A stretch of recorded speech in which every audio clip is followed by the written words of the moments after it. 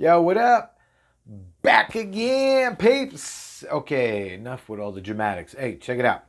So here's what we got going on now. All right. The bottom line is that we have a vice president that today in Arizona at Litchfield Park announced that we will have a vaccine by the end of the year. People says, "Wow, that's awesome. That's amazing. Whoa, dude. Dude, where's my car?" I don't know what's going on, man. It's totally crazy, bro. I don't know. Check it out, guys. This is the bottom line. Whatever they're claiming as a vaccine for this so-called pandemic has nothing to do with the sort. Okay? Can't come up with a vaccine in less than a year, a couple years. That just doesn't happen. It's impossible. So my follow-up to my last video is stating that this proves my theory and many others' theories of what we've been saying for decades. I've actually known about nanotechnology and biometrics for like 20 years, something I've been really knowledgeable about. And you say, well, how can they put something in a shot and inject you with this and do that? And come on, it sounds more like science fiction. Doesn't really sound like science reality. It sounds more like something just totally fantasy or imaginary. But here's the facts. It takes between 7 and 10 years on average to create a vaccine. Can't come up with a vaccine in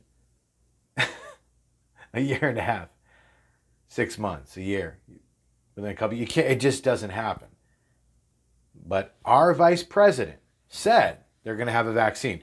So you know that when they come up with this vaccine, whatever amount of months it is, whether it's around the election, after the election, before, maybe it is into 20, I don't know.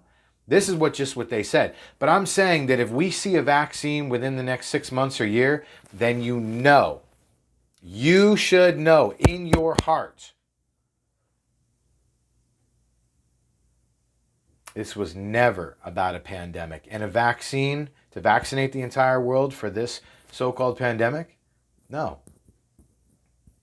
No, my friends. This was never about that. This was about creating a catastrophic situation, a false flag event, to justify all the different laws and ordinances that they passed in progression of Agenda 21. If you don't know what that is, look it up. It's a United Nations treaty passed in 1992.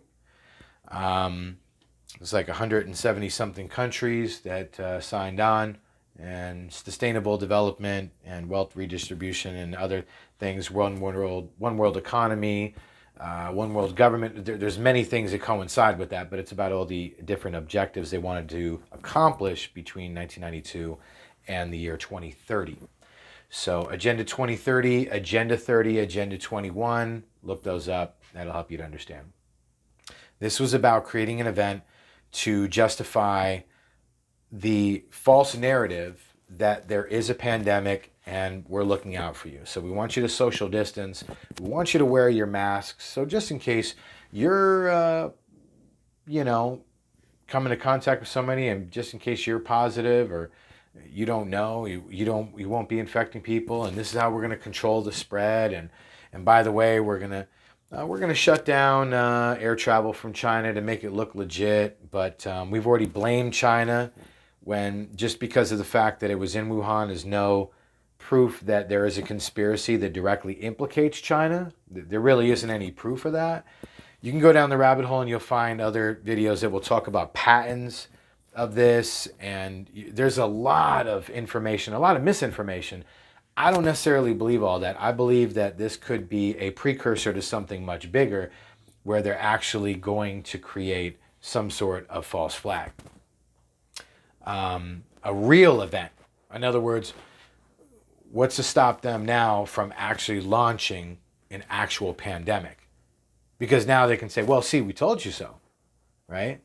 And there was an interview with Bill and Melinda Gates that recently I remember Melinda Gates saying, "Oh, yeah, the next time they'll believe us, they'll take, and they smiled in the sinister kind of grin, and that was kind of like a smoking gun to me. It realized deep within my heart and mind, I already realized that what I knew was true. I was seeing prevail in front of me, which was somebody who's determined to vaccinate the entire world and stick a needle in their arm with something that we have no idea what it is, and we have no proof of what it is and what we're actually being forced to succumb to beyond our free will. That's not freedom.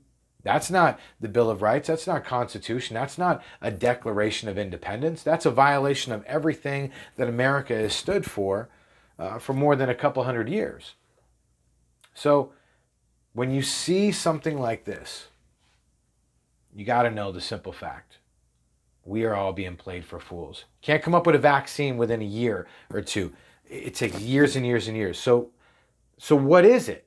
So when they do come up with this and they come out with it at the end of this year in 2020 or in 2021 and they say, well, here it is. Look, we got it. Psst, you ready? Who's ready to be the first couple guinea pigs? Who's going to line up for it? Okay, I'm sure there's going to be a lot of people lining up for it. There's going to be a lot of people that are pressured because their kids can't go to school. So they'll probably start with the kids first. They're probably going to start with a lot of people in corporate America and government jobs and hospitals. And they're going to say, you can't come to work. Nurses, you can't come to work if you haven't been vaccinated. Now, this is already something that nurses will tell you. They have been forced to be vaccinated for years. This has been a huge issue. So it's not just government people and kids and people who work in corporate America in different places and hospitals and different places that would be mandated, because you're around a lot of people. Okay, all right, sure, we're trying to protect the public. And then corporations will follow right along with it because they'll say, hey, we're doing what we got to do to protect our employees, right? And people are going to say, how's that a bad thing? They're looking out. They're trying to protect people. They're mandating that people wear masks. They're trying to protect us. Is that really what it's about? Is it really about that? I don't think it is. My personal opinion is when it does come out, you're going to see that it has nothing to do with what we've been told. This is part of a much bigger agenda, a new world order, and something more sinister than you and I can ever even fathom in our imaginations. But let your imagination start to spin and kind of unravel that truth. And over time, as you do your research, you start to connect the dots. And now I've realized. And so when it does happen, and they do come up with it in a short period of time, it shows me that they want civil unrest as well. That's why Trump has plausible deniability. That's why he can say, hey, I didn't roll out martial law. I've let the governors and the mayors of their states rule their states and run their states how they see fit, what's best for them. But then when different states start to have civil unrest and looting and rioting and all this, and they can't get it under control, Trump the other day, or last week, said about Portland, he said, well, all the governor has to do at Portland is just call me and I'll send in the National Guard. Right? So they're letting us know. They're telling us very, very clearly that they have an agenda. And not only is that agenda to find a justification and a reason to roll out the military, the National Guard, and start to put them in a lot of states. They're already in place. They're already at the food banks and stuff. They're on standby, right? So it's very passive. It's a very passive approach. Passive aggressive, if you ask me, but it's very, very subtle, right? So by the time the vaccines come out, remember, Trump passed an executive order last month. What was it? How long has it been? A month? Almost 2 months now? Passing an executive order mandating that the U.S. military will be delivering the vaccines to the public.